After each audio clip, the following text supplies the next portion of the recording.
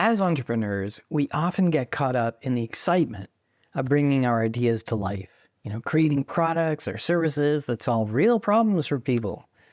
But amidst all that passion and hustle, it's easy to overlook one critical aspect that can make or break our ventures: financial understanding.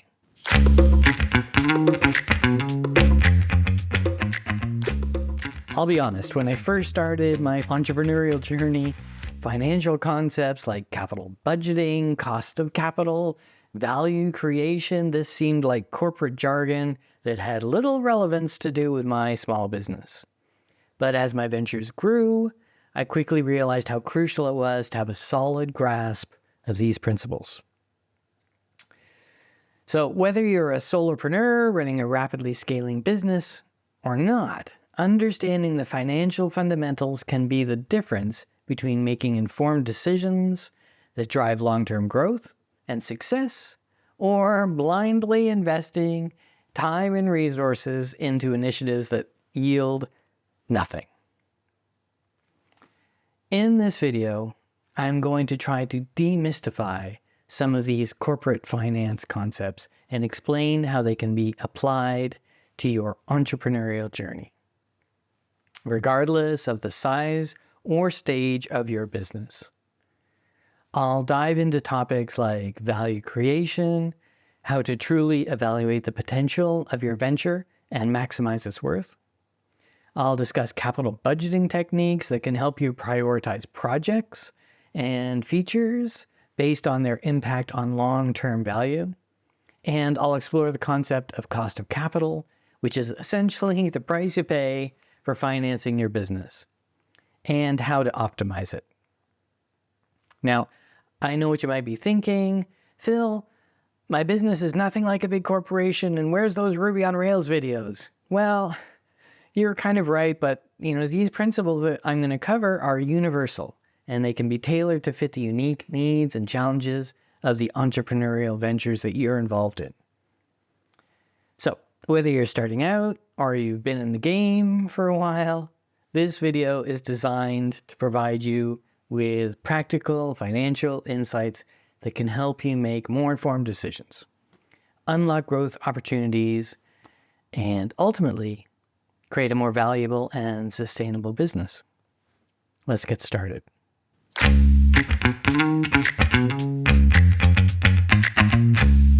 One of the most fundamental concepts we need to grasp as entrepreneurs is how to create real, lasting value for our businesses. Because at the end of the day, the value of your company is directly tied to its ability to generate cash in the future. So what drives this value creation? There's three key factors at play here. First, the cost of capital. This is essentially the minimum return that investors expect in exchange for providing funding to your business. The riskier your venture is perceived, the higher the cost of capital is going to be. Next, we have return on invested capital, or ROIC. This measures how effectively your business generates profits from that capital that was invested in it. A high ROIC signals that you're effectively using your resources. And finally, we have growth rate, because even a profitable business with a high ROIC won't create much value if it's not growing.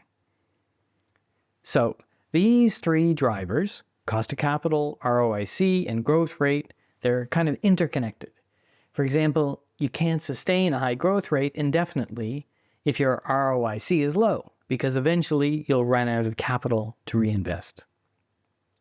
As entrepreneurs, we need to strike kind of the right balance between these factors to maximize value of our companies. But value creation isn't just about numbers and ratios, it's about creating shared value. Generating value not just for the shareholders, but for all the stakeholders, including customers, employees, and perhaps even society at large if you're doing it right. This concept of shared value encourages us to reimagine what we offer and to whom, prioritizing solutions that improve people's lives while also driving business growth. It's about examining every step of our value chain and asking, how can I create more value for more stakeholders at this stage? Because ultimately, the more shared value we create, the better positioned we are to capture that value for our business and for our shareholders. Make more money. So as entrepreneurs, understanding these value creation principles can help us make more strategic decisions, allocate resources more effectively, and build ventures that not only generate profits, but also create positive impact.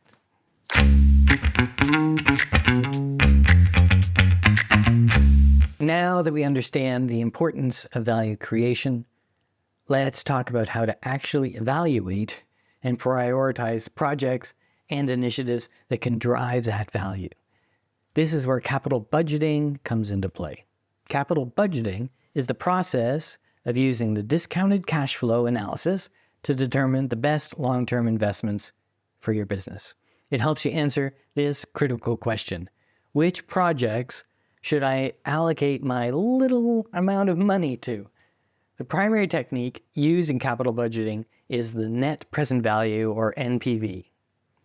Essentially, this states that you should invest all your independent projects that have a positive NPV. In other words, they're going to make money. To calculate NPV, you take the present value of all the future cash flows generated by the project and subtract the initial investment required. A little bit complicated, but a positive NPV means that the project will create value for your business. Another metric often used is this internal rate of return, IRR.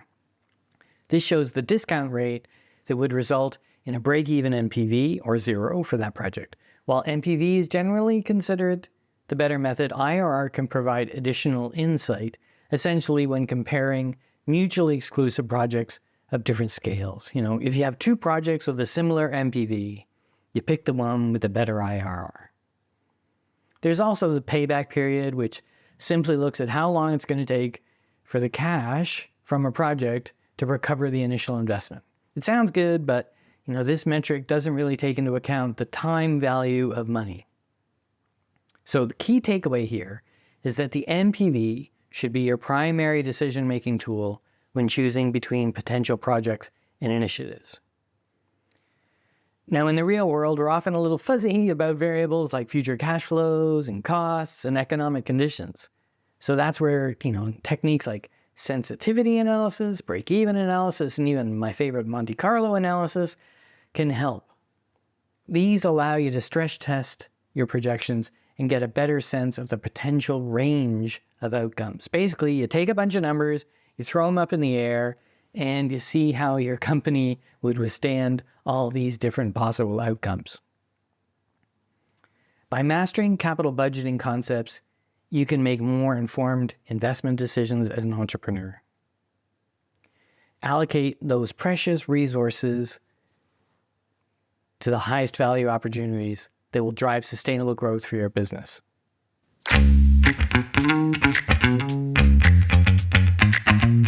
All right, so we've covered how to evaluate projects and initiatives through capital budgeting. But there's another crucial financial principle that feeds directly into those calculations, and that's the cost of capital. Simply put, the cost of capital represents the expected return that investors demand in exchange for providing funding to your business. It's the price you pay for financing your venture. And there's two main components to the cost of capital: the cost of debt and the cost of equity. The cost of debt is the interest rate you pay on borrowed funds, like loans. It accounts for the credit risk associated with your ability to make those debt payments. If you've ever had a loan, you know what I'm talking about. The cost of equity, on the other hand, reflects that inherently high risk that equity investors take on. They provide capital without any contractual obligation of repayment, so they expect a higher potential return. To estimate the cost of equity, you use a model called CAPM, the Capital Asset Pricing Model. It factors in the risk-free rate, the expected overall market return, and your company's stock volatility compared to the broader market.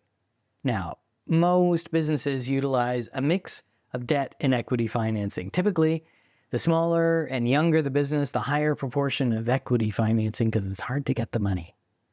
This capital structure determines their weighted average cost of capital, or WACC.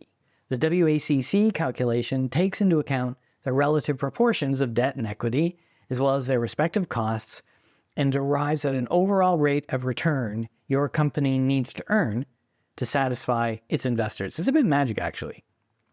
In order for your business to be profitable and create value, you need to generate returns greater than the weighted average cost of capital. It's essentially this kind of hurdle rate for your capital budgeting decisions.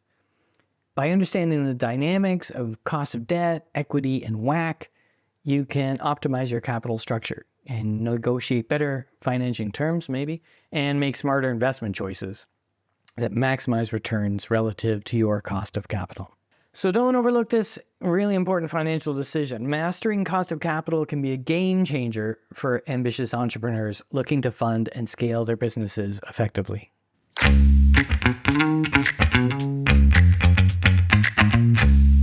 All right, now that we've covered some key financial concepts like value creation, capital budgeting, and cost of capital, you might be wondering, how can I actually apply any of these principles to my entrepreneurial venture? The truth is, these concepts are highly relevant and valuable. Not he thought I was going to say the other thing, regardless of the size of your company or anything like that. Let me give you an example. Let's say you're a software startup considering developing a new premium feature for your product. Before investing valuable time and resources, you can use capital budgeting techniques like the NPV analysis to evaluate whether this feature will generate enough future cash to justify the upfront cost. That means you'll need to talk to customers and see how valuable this feature is to them and whether it brings any new customers in or maybe makes existing customers feel comfortable to pay more. If you're a solopreneur or a freelancer, concepts like value capture and shared value can get you pricing your services competitively while still delivering outstanding value to your clients. You want to price your services in a way that appropriately captures the value you deliver, and that means, charging rates that reflect the expertise, quality, and results you bring to the table for your clients. Underpricing yourself not only leaves money on the table, it undervalues your work. And for the entrepreneur seeking funding, having a firm grasp of the cost of capital, capital structure, financial projections can make you sound like you know what you're talking about and can be a credible opportunity for investors. The key is to tailor these financial principles to the specific context and the needs of your business. Don't get bogged down in these complex calculations. Just focus on the fundamental concepts and the decision-making frameworks. Additionally, don't be afraid to seek out professional financial advice when you need it, especially in these complex situations like valuing your business or, selling or things like that. I used to really suck at this. I wanted to do everything myself, and that's a bad idea. Ultimately, in incorporating these financial best practices into your entrepreneurial journey, you'll be better equipped to make strategic decisions, manage risk effectively, and position your venture for sustainable growth and long-term success.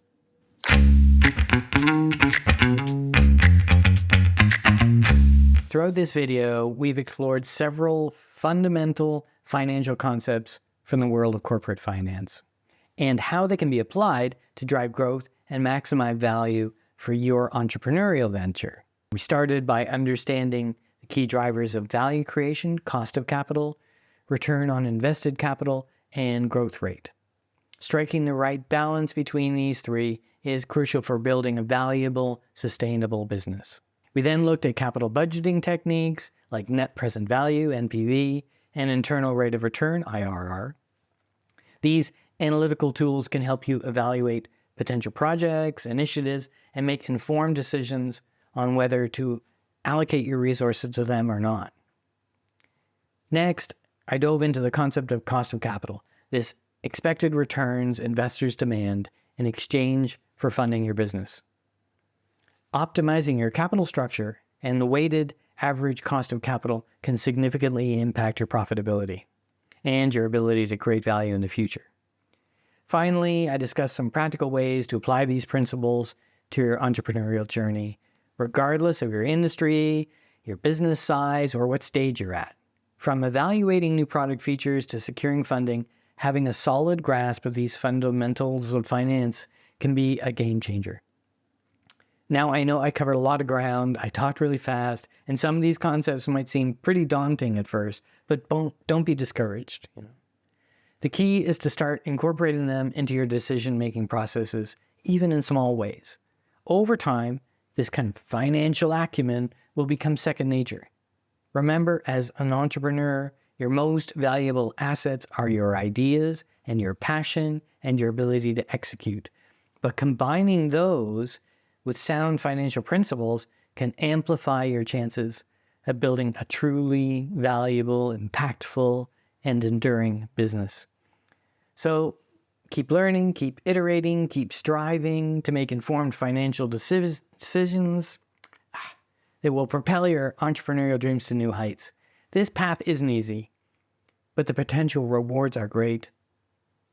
And I really thank you for joining me on this strange financial fundamental course for entrepreneurs. I hope you found it insightful, maybe even inspiring. And if so, go forth and create something amazing.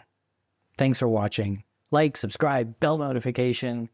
Next time, maybe I'll talk about something more silly. Thanks for watching. Bye.